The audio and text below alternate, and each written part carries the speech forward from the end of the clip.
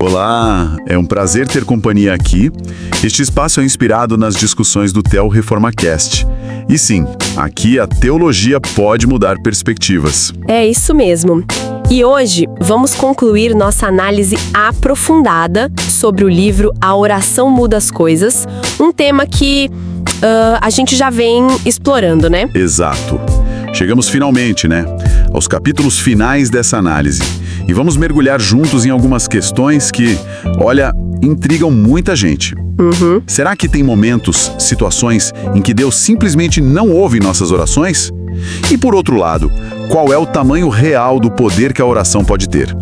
Isso olhando pelas escrituras e pela ótica do autor, claro. Pois é, preparem-se aí para umas reflexões bem importantes, viu?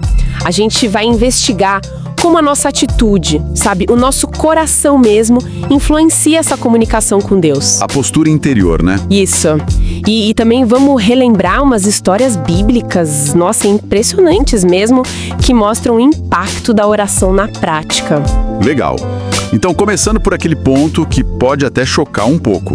A ideia de que existem, sim, proibições, ou sei lá, condições que podem tornar a oração ineficaz. O material que a gente está usando cita o Salmo 66, versículo 18. Diz assim: se eu no coração contemplar a vaidade ou iniquidade, né, o Senhor não me teria ouvido. Mas o que significa exatamente esse contemplar a iniquidade? Ótima pergunta, porque aí tá o pulo do gato, sabe? A palavra hebraica lihá, ela tem a ver com ver, olhar para, mas é mais no sentido de dar atenção, acolher, sabe? Alimentar aquilo. Ah, entendi. Não é só o pensamento que passa, é dar abrigo para ele. Exatamente. O ponto não é que a gente precise ser sem pecado para poder orar. Isso seria impossível para nós, né? Com certeza. A questão é a atitude do coração. Se alguém percebe a iniquidade na própria vida, mas ao invés de lutar contra, de querer abandonar, a pessoa meio que abriga aquilo, nutre e acha ok. Aceita, né? Aceita. Aí a oração perde o sentido. Vira quase uma hipocrisia, uma afronta, na verdade. Entendi. Faz toda a diferença. Então não é a presença do pecado em si, porque somos pecadores, mas a disposição de continuar nele, de não querer largar. Perfeito. É essa distinção crucial. E o material reforça isso com outras passagens bíblicas que vão na mesma linha, né? Sim, e são passagens bem fortes, viu? O Salmo 109, por exemplo, chega a sugerir que a oração de alguém que está em rebeldia pode ser contada como pecado. Nossa. João 9,31 afirma que Deus não ouve pecadores. Claro, no sentido daqueles que vivem na impenitência, que não querem mudar. Que fazem daquilo um estilo de vida. Isso. E Provérbios ecoa isso também. Diz que Deus está longe dos perversos e que a oração de quem ignora a lei de Deus é abominável. É um quadro bem sério. Bastante sério mesmo. Puxa. Mas aí vem Tiago 5,16, né? Aquela afirmação super conhecida. A súplica de um justo pode muito em seus efeitos. Como que a gente harmoniza isso? Esse poder da oração do justo com a nossa realidade, que a gente sabe que é de falha constante. Essa é a tensão, né? A conciliação que o material propõe é interessante. Passa por distinguir a nossa posição em Cristo e a nossa prática diária. Ah, faz sentido. Posição versus prática. Exato. Em Cristo, pela fé, a gente é declarado justo. Essa é a nossa posição legal diante de Deus. Mas na prática, no dia a dia, a caminhada é cheia de tropeço, né? Quem não tropeça, né? Pois é. O ponto lá do Salmo 66 não é que a culpa pelo pecado impede a oração, mas sim abrigar o pecado. Ter um coração que não se arrepende de verdade, que não luta contra o mal. Isso sim bloqueia. Entendi. É por isso que a confissão é tão central na vida cristã. E na própria oração, pensa na oração do Pai Nosso. Perdoa as nossas dívidas. Ou em 1 João 1,9. Se confessarmos os nossos pecados, Ele é fiel e justo para nos perdoar. É a disposição de confessar, de querer abandonar o erro que mantém, digamos, o canal de comunicação aberto. faz todo sentido agora. Gostei daquela analogia que o material usa, da princesa e ervilha. Lembra? Lembro. Aquela história infantil, né? Isso. que só a princesa de verdade sentiu o incômodo da ervilha lá embaixo de um monte de colchão. Aplicando isso à vida espiritual, o material sugere que quanto mais sensível a pessoa está para Deus, mais o pecado, mesmo o pequeno, incomoda. Exatamente. Não quer dizer que a gente não vai lutar ou que vai vencer sempre, mas significa estar sempre na batalha, sabe? Uma recusa em se acomodar com o erro, em achar normal. Perfeito. Essa sensibilidade crescente. E ela tem consequências bem práticas, bem diretas no dia a dia. O material cita 1 Pedro 3,7, por exemplo. Ah, sim, a questão do relacionamento no casamento. Isso. Adverte os maridos sobre como tratar as esposas, dizendo que a desarmonia no lar pode interromper as orações. A palavra grega ali é kopto, significa literalmente cortar, impedir. É forte. Nossa, cortar. Pesado. E outro exemplo muito claro é Mateus 5, 23, 24. A instrução de Jesus: se você for levar sua oferta ao altar e lembrar que seu irmão tem algo contra você... Deixa a oferta lá e vai primeiro se reconciliar. Exato. A mensagem é clara. Relacionamentos quebrados, principalmente aqueles onde a gente tem culpa e não busca resolver, podem ser um obstáculo real para a nossa comunicação com Deus. Interessante como conecta tanto, né? A vida de oração com a vida prática, com os relacionamentos, não dá para separar as coisas. De jeito nenhum. E aquela imagem final que o material usa para descrever a oração feita com pecado escondido, deliberado no coração, é bem gráfica, né? É chocante, mas é para marcar mesmo. Compara essa atitude a pedir uma arma emprestada para o professor com a intenção secreta de atirar nele. Que coisa. É como pedir a Deus recursos, força, bênçãos, enquanto no fundo a gente planeja continuar desobedecendo. É uma contradição que, obviamente, Deus não pode honrar, né? É um chamado muito forte à integridade, à sinceridade. Um chamado à coerência sem dúvida nenhuma. Difícil, mas necessário. Bom, mas superada essa análise dos possíveis bloqueios, que já dá muito o que pensar, a discussão avança para um lado mais luminoso, digamos assim. O imenso poder que a oração pode ter quando essas condições de sinceridade, de busca por alinhamento com Deus, estão presentes. O material até brinca, né? Diz que assim como tem a Galeria dos Heróis da Fé, em Hebreus 11, podia ter uma lista de chamada dos heróis da oração. E que lista inspiradora seria essa? O texto nos guia por exemplos bíblicos que são, marcantes demais, para ilustrar esse poder em ação. Vamos relembrar alguns? Vamos. Pense em Jacó. Aquela luta, aquela oração fervorosa na noite anterior ao reencontro com Esaú, que ele temia tanto. E parece que a oração mudou o coração do irmão, né? Transformou a hostilidade esperada num reencontro pacífico. Verdade. E Moisés, as orações dele estavam ligadas tanto à chegada quanto à retirada das pragas lá no Egito. Impressionante. E Josué, no meio de uma batalha decisiva, ele ora e o sol para. O dia se prolonga para a vitória acontecer. Surreal pensar nisso. E Elias ora e controla as chuvas. Traz seca por anos. Depois ora de novo e a chuva volta. Poder sobre a natureza. E Ezequias, diante daquele exército assírio gigantesco, ameaçador, comandado por Senaqueribe, ele ora, rasga as vestes, busca Deus e naquela noite 185 mil soldados inimigos são destruídos de forma sobrenatural. Uau! É uma sequência de tirar o fôlego. E a gente poderia continuar, né? Abraão intercedendo por Sodoma ou recebendo Isaac na velhice. Davi sendo livrado tantas vezes de Saul. Salomão pedindo sabedoria e recebendo muito mais. Daniel na cova dos leões recebendo interpretações. Exato. Libertações, curas, provisões milagrosas. A Bíblia está cheia desses relatos. Realmente parece validar muito forte aquilo que Tiago diz. A oração eficaz de um justo realiza muito. Realiza muito mesmo. Mas sempre tem um mas, né? O material faz um alerta importante aqui. Não é mágica. De forma alguma. Não é uma fórmula automática que a gente aplica e sempre tem o resultado exato que a gente quer. Aquelas grandes promessas de Jesus sobre pedir e receber. Pedir e dar-se-vos-á. Se 2 de vocês concordarem na terra, tudo quanto pedirdes em oração, crendo recebereis, elas precisam ser entendidas dentro de um contexto maior, né? Exatamente. É crucial não isolar essas frases, senão a gente cai em interpretações problemáticas, como o material bem aponta. E é aí que podem surgir aquelas teorias meio bizarras, né? Ou simplistas demais. Justamente. O material critica forte essas visões que ignoram outras partes das escrituras.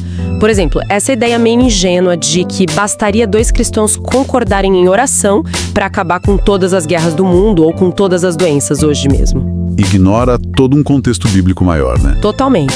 Ignora as profecias sobre o fim dos tempos, a soberania de Deus sobre o cronograma dele. Outro ponto muito sensível é a questão da cura divina. A ideia de que Deus sempre quer curar agora, quando levado a um extremo de exigência, de reivindicação, nossa, isso pode causar danos pastorais imensos. O material até relata um caso bem triste sobre isso, não foi?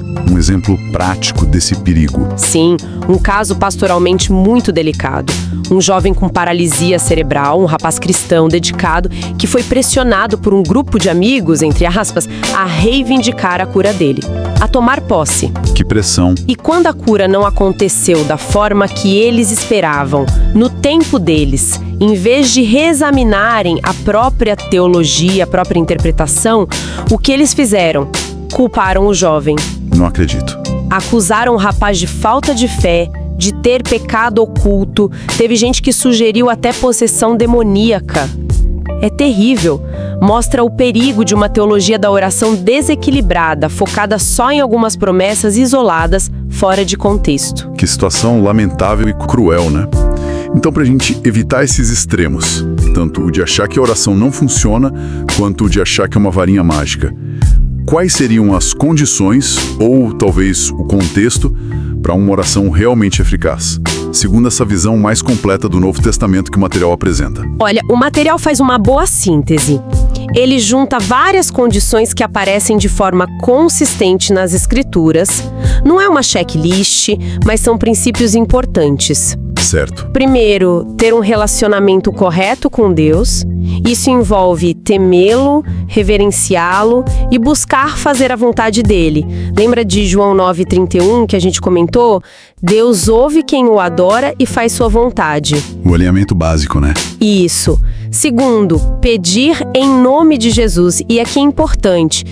Não é só falar a frase no final como uma fórmula mágica. Ah, boa. Muita gente acha que é só isso. Pois é, pedir em nome de Jesus significa pedir alinhado ao caráter dele, aos propósitos dele, sob a autoridade dele, buscando sempre a glória do Pai. É pedir como representante dele com os interesses dele em mente. Tá lá em João 14:13. Entendi. Tem muito mais a ver com o alinhamento do que com a frase em si. Muito mais. Terceiro ponto, permanecer nele. Cultivar aquela relação íntima, constante com Cristo. Sabe, deixar que as palavras dele, os ensinos dele, moldem nossos desejos. Como Jesus diz em João 15:7, se permanecerdes em mim e as minhas palavras permanecerem em vós, pedireis o que quiserdes e vos será feito. A condição é permanecer. A vida conectada com ele. Exato.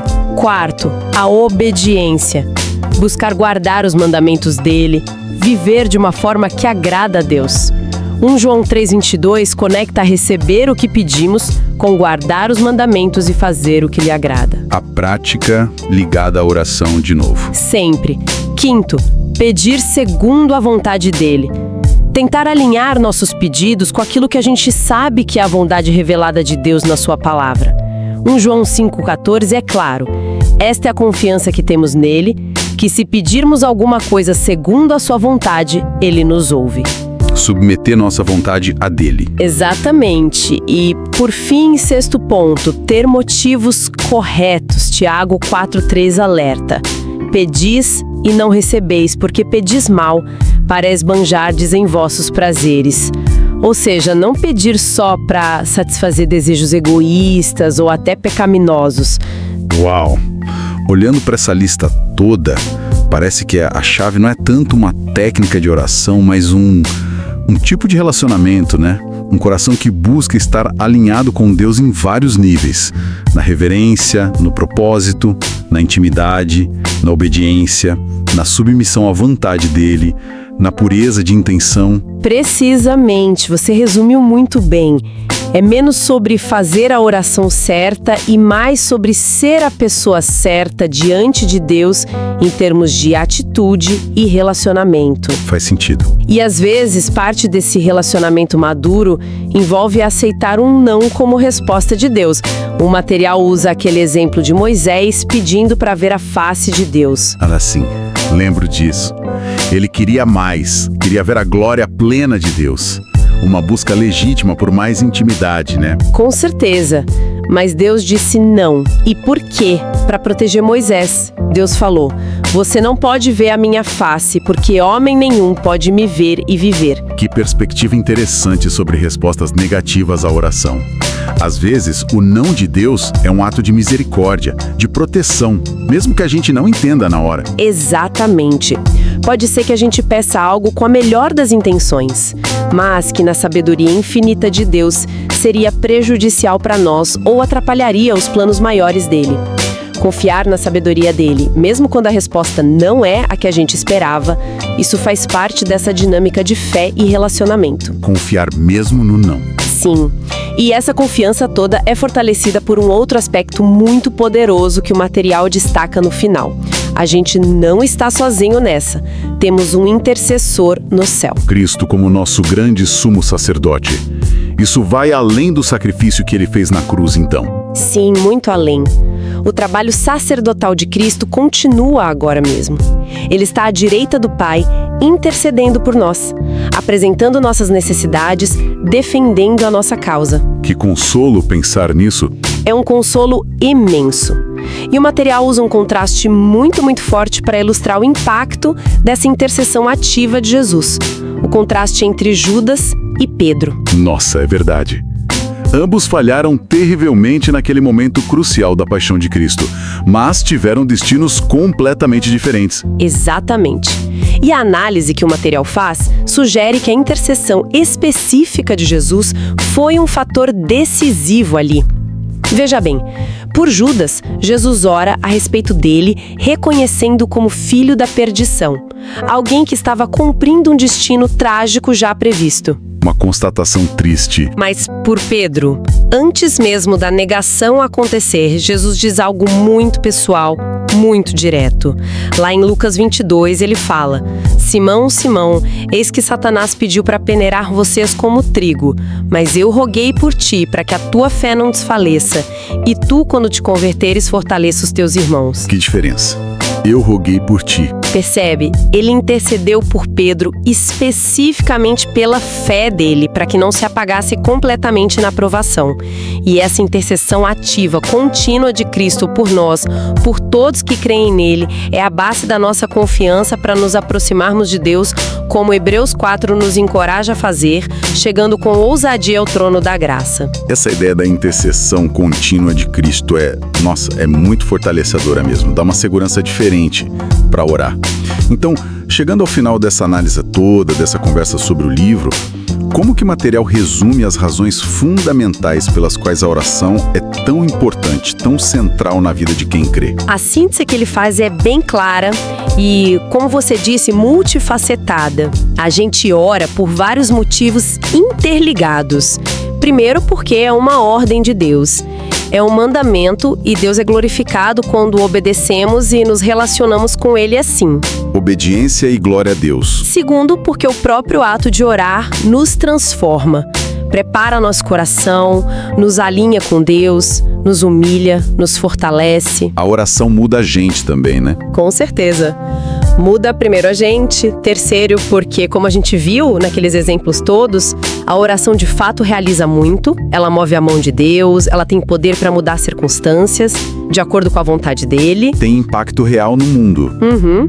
E quarto, oramos para cumprir os diversos propósitos da oração em si, que são adorar, louvar a Deus por quem Ele é, confessar nossos pecados, agradecer pelas bênçãos e, claro, suplicar. apresentar nossas necessidades.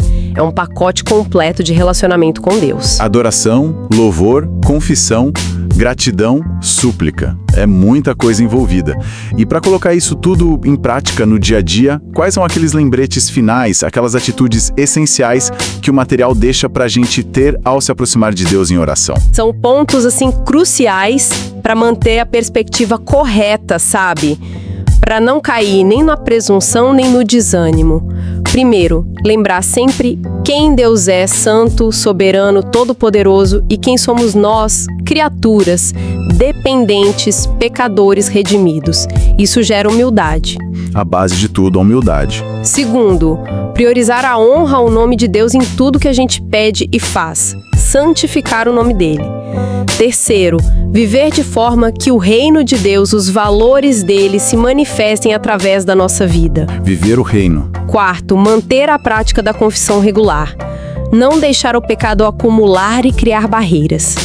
Quinto, buscar a proteção divina contra as ciladas do mal, contra as tentações. Pedir livramento. E por último, talvez o equilíbrio mais delicado e importante.